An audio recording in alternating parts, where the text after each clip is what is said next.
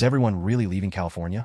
From what you hear through a variety of platforms, it would sound like the last person out of the Golden State will need to make sure to turn off the lights before the next rolling blackout does it. I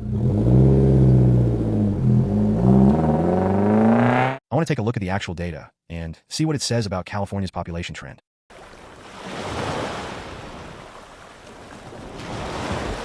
Let's go back to 1900.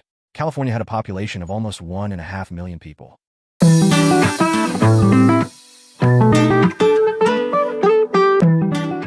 That population went through the roof by 1950. The Golden State had well over 10 million calling it home.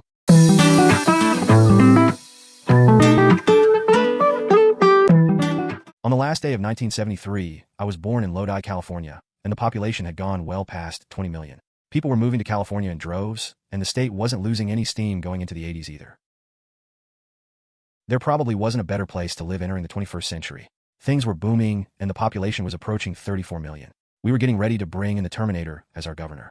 Real estate prices really started to go up in the next few years, prior to the housing crash.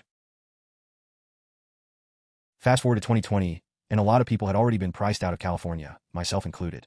However, just under 40 million people called California home when the pandemic hit. This is where I think things started to really hit the fan for a California exodus. As we look at the data, there was a huge exodus from 2020 to 2021. Almost 400,000 people left.